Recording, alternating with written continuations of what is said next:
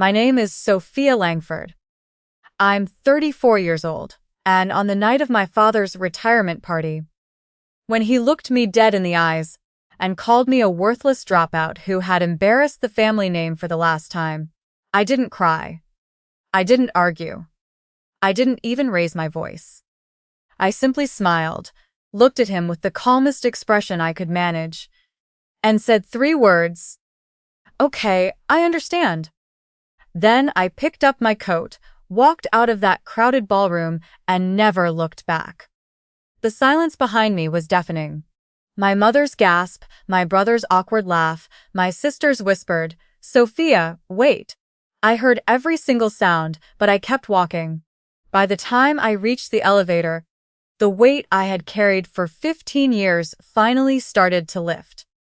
3 months later, the same people who watched me get thrown out would be scrambling to understand how the daughter they dismissed had quietly become one of the most respected voices in women's entrepreneurship in the Southeast. But I'm getting ahead of myself. If you've ever been the one who held the family together while they treated you like the problem, stick with me. This story might feel a little too familiar. I grew up in a beautiful brick house on the outskirts of Raleigh, North Carolina, where everything had to look perfect from the outside. My father, Richard Langford, was a senior executive at a major manufacturing company. He believed in rules, hierarchy, and the kind of success that came with framed degrees hanging on the wall. My mother, Elaine, was a high school principal who smiled warmly in public and enforced those same rules at home with quiet disappointment. My older brother, Marcus, followed the script perfectly. Top grades, varsity sports, business degree from Duke. My younger sister, Lauren, was the golden child who knew exactly what to say and when to say it. And then there was me. I was the glitch in their perfect family system. Even as a little girl, I saw the world differently.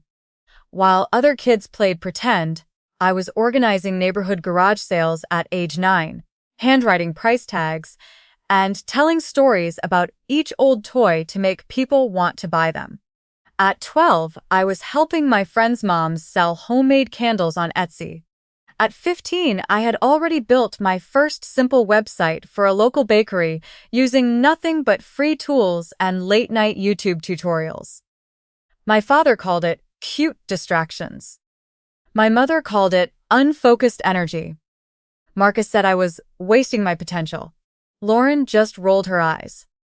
They didn't understand that while they were busy chasing traditional success, I was falling in love with the way people actually made decisions.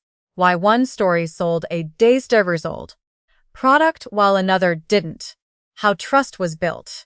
And how a woman running a small business from her kitchen could change her family's life with the right tools and support.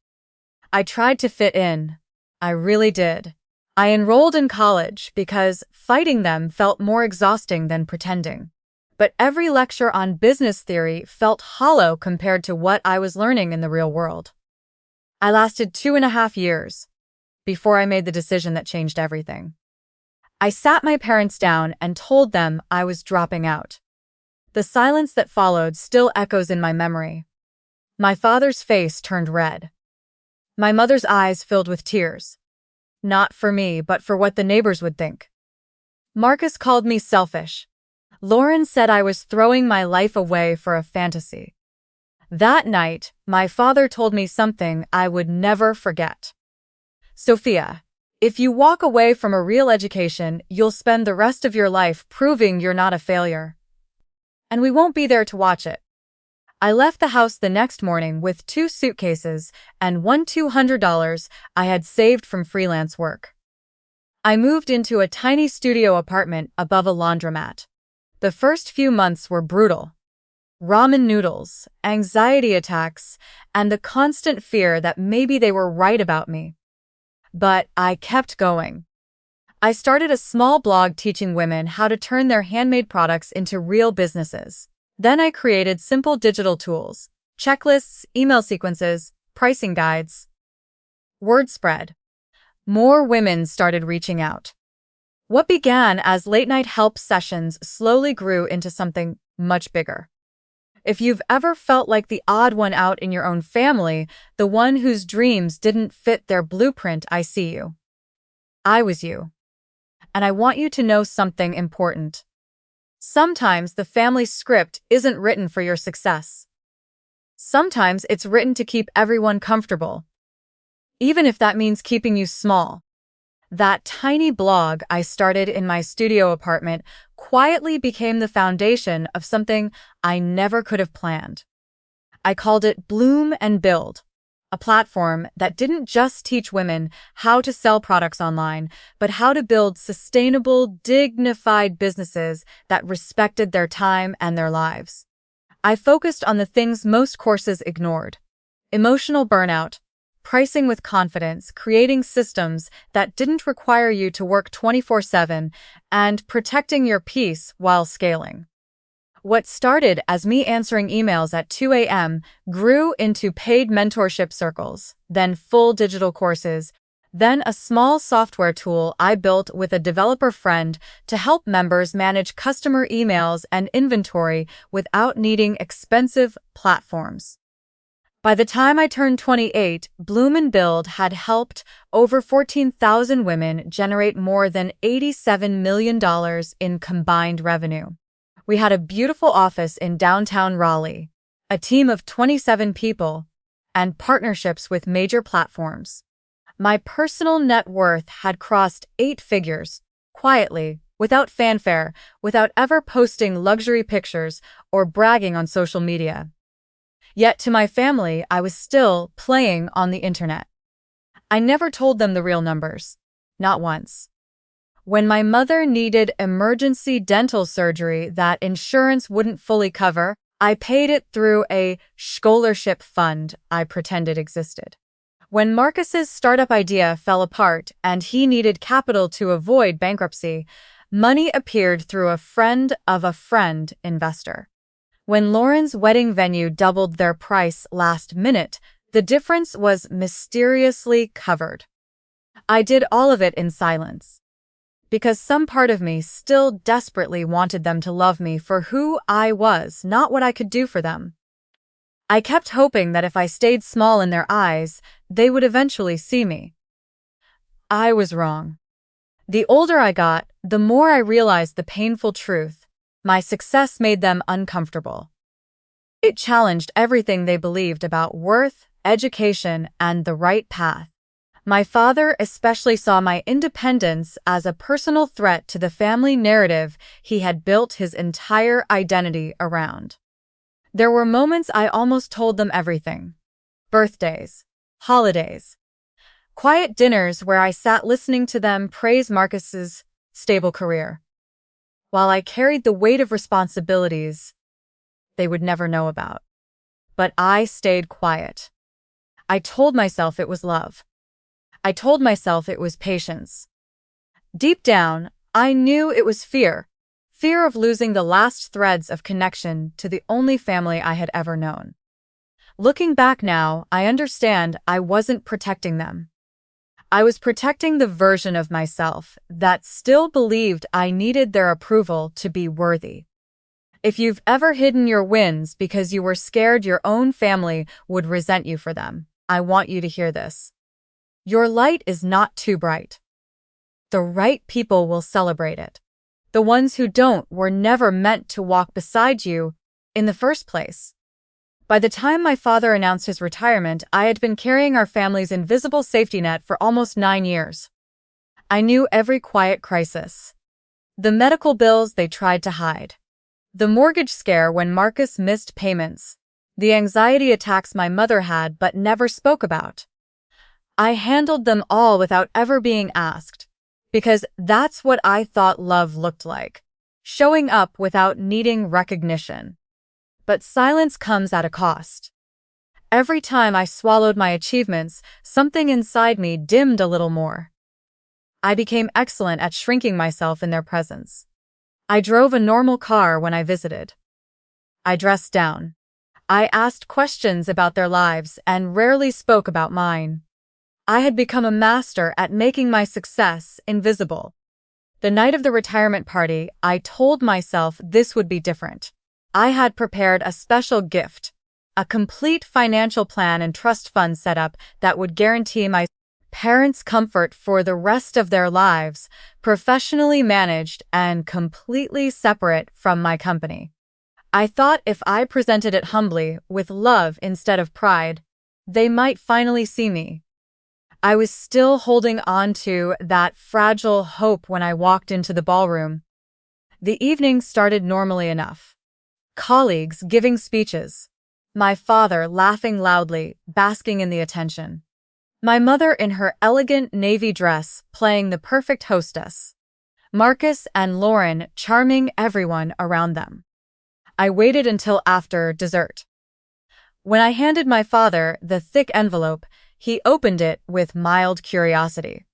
As he read through the documents, his expression changed from confusion to something colder. "What is this?" he asked, his voice carrying across the table. I explained as gently as I could that I had built something real, that I wanted them to never worry about money again, that this was my way of showing love after everything. The table went quiet. Then my father did something I'll never forget. He let out a short, bitter laugh and pushed the papers back toward me. "Sophia, if this is another one of your little internet schemes, keep it. We don't need your pity money." That was the moment the last piece of hope I had been carrying finally shattered. I looked around the table, at my mother's nervous smile, at Marcus's smug expression, at Lauren avoiding my eyes, and I realized something profound. They didn't want my success. They didn't want my help. They wanted me to remain the cautionary tale that made their choices feel safer. And in that painful clarity, I made a decision. No more shrinking. No more silence. No more performing inadequacy to keep the peace. If you've ever reached that breaking point where staying small was no longer an option, you know how quiet, how final, how liberating that moment feels. I didn't cause a scene. I simply stood up, looked my father in the eyes, and spoke the last words I would say to him for a very long time. "Okay, I understand." Then I walked away. The walk from the table to the exit felt both endless and strangely peaceful. Behind me, I could hear the chaos I left in my wake. My mother calling my name in that strained, embarrassed tone she used when things didn't go according to plan. Marcus muttering something about me always needing to make everything about myself. My father's voice rising above the others, sharp, angry, and performative. "Sophia, don't you dare walk away from me!" But I kept walking. I didn't cry in the car. I didn't scream. I simply drove home to my quiet apartment, sat on the couch in the dark, and let the full weight of what had just happened settle over me. For the first time in years, I didn't try to fix it. I didn't rehearse an apology. I didn't wonder what I could have said differently. I just felt. And what I felt wasn't just sadness. It was clarity. Cold, clean, liberating clarity. The next morning, I made 3 decisions that would change the trajectory of my life. First, I changed my phone number and blocked every family member. Second, I called my lawyer and began the process of legally protecting my company and personal assets from any future family claims. Third, I booked a one-way ticket to Charleston, South Carolina, a city I had fallen in love with during a business trip 2 years earlier. I gave myself exactly 7 days to pack my life. I kept only what truly mattered. The rest I donated or left behind. I sold my apartment, transferred my company operations to a new address, and quietly moved my most important team members to remote positions with better benefits. I didn't announce anything publicly. I simply disappeared from the version of my life that included them. In Charleston, I bought a small but beautiful historic home near the water.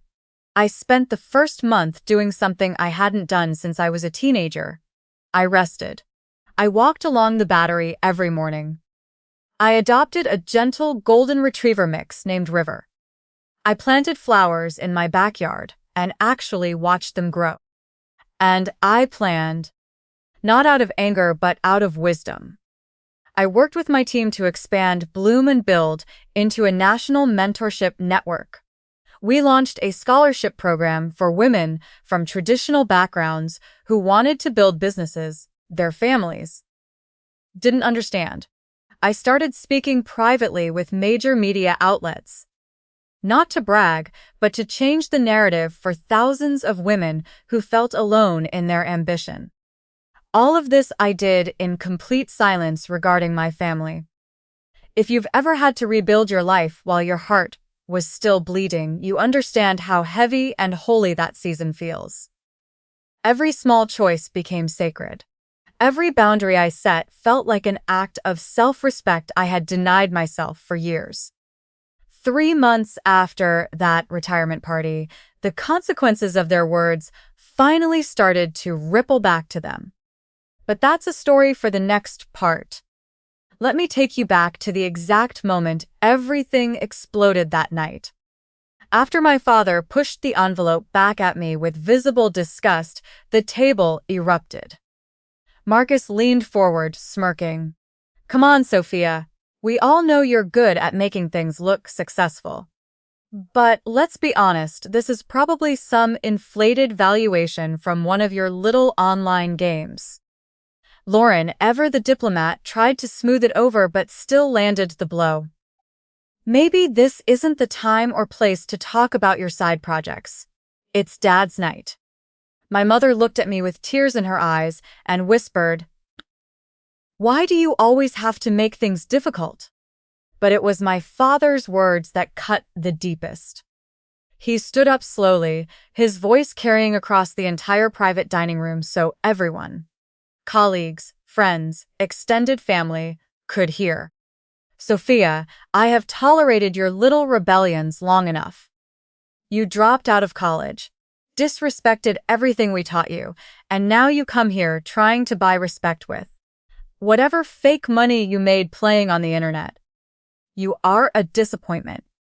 A worthless dropout who has embarrassed this family for the last time. Get out. And don't come back until you're ready to act like someone we can actually be proud of." The silence that followed was suffocating. Dozens of eyes turned toward me, some pitying, some judgmental, a few genuinely shocked. I felt every emotion you can imagine: rage, grief, humiliation, exhaustion. But somehow, beneath all of that, I also felt something else. Freedom. I looked at my father, really looked at him, and saw a man terrified of becoming irrelevant. A man whose entire identity was built on being the smartest, most successful person in the room. And I had just threatened that without even trying. I didn't defend myself. I didn't list my achievements. I didn't expose all the times I had quietly saved them. Instead, I stood tall, met his eyes with complete calm, and said the last words I would speak to him for a very long time. "Okay, I understand." Then I picked up my purse, nodded once to my mother, and walked out with my head high. That simple phrase, "Okay, I understand," wasn't weakness. It was the sound of me finally releasing them from the power I had unconsciously given them over my worth. In the car, I sat for a long moment before starting the engine. I whispered to myself, "This is the last time you will ever shrink for them." And I meant it. If you've ever had to walk away from family while your heart was breaking, you know there's a special kind of strength born in that moment. It's not loud. It's not dramatic. It's quiet, bone-deep, and unbreakable. That night, I stopped auditioning for their love. And my real life, the one where I no longer needed their permission to exist, finally began. Those first 3 months in Charleston weren't about running away. They were about strategic preparation. I treated my healing like a business project, with intention, systems, and clear goals. Every morning I walked river by the water and asked myself one question: What would the next version of me do? I worked with a therapist who specialized in family trauma. I rebuilt my daily routines. I strengthened my company from afar while expanding the team. Most importantly, I prepared for the moment the truth would eventually reach them. Because I knew it would. I documented everything. Not for revenge, but for protection. Financial records, years of wire transfers, emails, and receipts of every quiet way I had supported them. I created a private folder labeled simply Truth, and I hoped I would never need to use it.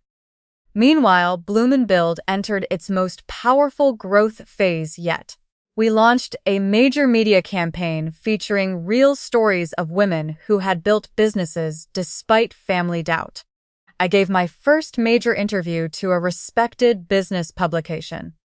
Not naming my family, but speaking honestly about the cost of carrying invisible shame. The response was overwhelming. Within weeks, major networks wanted to feature our work. A well-known university invited me to speak at their Women's Leadership Conference. A venture fund approached us about scaling even larger. All of this happened while my family still believed I was probably struggling somewhere after being thrown out. The contrast was almost poetic. I also made one quiet but powerful decision. I legally changed my middle name and began building my personal brand under Sophia Langford, fully stepping into my identity, separate from the family name that had weighed on me for so long. There were hard days, of course. Nights when I missed the idea of family. Moments when I questioned if I had been too harsh. But every time doubt crept in, I remembered my father's words in that ballroom, loud, cruel, and said for an audience. That memory became my anchor. I wasn't being cold. I was being honest. If you've ever had to choose between keeping toxic peace and choosing yourself, you know how lonely and liberating that choice is. I spent many evenings sitting on my porch, watching the sunset over the water, reminding myself that real love doesn't demand you abandon your soul to keep it. By the end of the third month, I was stronger, clearer, and ready. Ready for whatever came next. It started with a single article. A respected financial magazine ran a feature story titled The Quiet Revolution: Women Building Empires Beyond Traditional Paths. My face was on the cover. The piece detailed the growth of Bloom and Build, my philosophy, and the millions of dollars in revenue we had helped generate for everyday women. Within days, the story spread like wildfire through professional circles in North Carolina. Someone from my father's company saw it, then a cousin, then an old neighbor. The carefully constructed family narrative that I was a failed dropout who had thrown her life away began crumbling overnight. The first message came from Lauren, a long, carefully worded text that danced around an apology but mostly expressed shock at how well things seemed to be going for me. I didn't reply. Marcus called from an unknown number.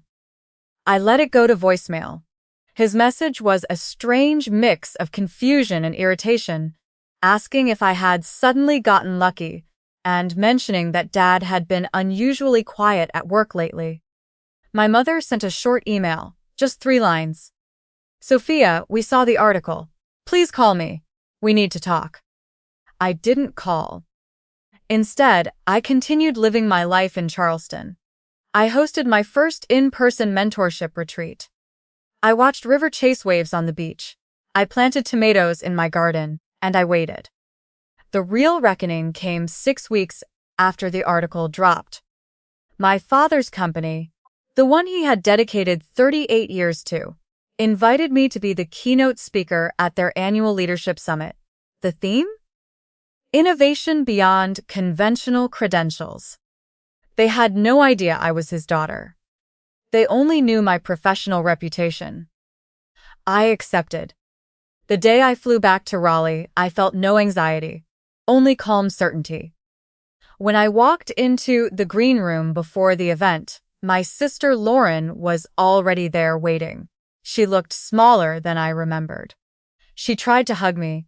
I allowed a brief, polite embrace but kept emotional distance. "Dad's here," she whispered. "He knows." I nodded. Marcus arrived moments later, his usual confidence replaced by visible unease. My mother followed, eyes red from crying, and then my father entered the room. He looked at me like he was seeing a stranger wearing his daughter's face. The air was thick with everything unsaid. Before I walked on stage, I turned to all of them and spoke softly but clearly. "Today isn't about revenge. It's about truth finally having its turn. I hope you're ready to listen." Then I stepped onto that stage and delivered the most honest speech of my life. Not once did I mention their names. But every person in that room, including them, understood exactly who I was talking about when I spoke about the cost of family doubt, the power of quiet persistence, and the courage it takes to choose yourself when the people who should love you most try to keep you small. When the audience rose to their feet in a standing ovation, I looked directly at my father for the first time in months. He wasn't clapping. After the standing ovation, my father asked to speak with me privately. We stepped into a small conference room. My mother, Marcus, and Lauren followed. The door closed behind us, and for the first time in months, it was just the five of us. My father spoke first. His voice was quieter than I had ever heard it. "I didn't know," he said. "I didn't understand how far you had come." I looked at him and felt nothing but calm detachment. "You didn't need to know the numbers, Dad. You only needed to respect me as a person, and you chose not to." My mother started crying. Marcus shifted uncomfortably. Lauren stared at the floor. I continued, my voice steady and clear. "I spent years supporting this family in silence, while you treated me like a burden. I paid bills you never knew about. I protected you from consequences you never even saw, and in return, you humiliated me in public because my success made you uncomfortable." I turned to each of them. "To all of you, I am no longer available for conditional love. I will not fund your comfort while you disrespect my journey. I will not shrink myself so you can feel bigger, and I will not pretend that what happened that night was anything less than cruel." I laid out my boundaries clearly and without anger. No surprise visits. No requests for money or business help. Communication only when they were ready to take full accountability. Respect for the life I had built without them. My father looked older than I had ever seen him. For the first time, he didn't argue. He simply nodded. "I was wrong," he said quietly. "I'm sorry." It wasn't a perfect apology. It wasn't enough to erase the pain, but it was honest. And for now, that was something. I didn't hug them. I didn't offer false comfort. I simply said, "I hope one day we can have a relationship based on mutual respect. But that day is not today. I need time." Then I walked out of that room with my head high and my heart finally at peace. 6 months later, I stood barefoot on the porch of my Charleston home, watching the sunrise paint the water in soft gold. River lay at my feet, content and peaceful. The garden I had planted was thriving. My business was growing stronger than ever, and for the first time in my adult life, I felt completely free. I no longer needed their validation. My mother sends occasional messages now, gentle, careful ones. Sometimes I reply. Marcus had started his own journey of self-reflection. Lauren and I are slowly rebuilding something honest, though still distant. My father writes short letters once a month. I read them. I haven't answered yet, but I keep them. The relationship we have now is limited, respectful, and on my terms. I've learned that real healing doesn't always look like warm reunions and big emotional moments. Sometimes it looks like quiet boundaries, peaceful mornings, and choosing yourself without guilt. To every woman watching this who feels trapped between love and self-respect, I want you to hear me clearly. You are allowed to walk away. You are allowed to succeed loudly. You are allowed to choose peace over pretending. Your worth was never up for debate. It was never something they got to decide. If this story touched you, type "I choose Emmy" in the comments. I read every single one. Thank you for sitting with me through this. Your support means more than you know. Until next time, keep building, keep healing, and never shrink to make others comfortable.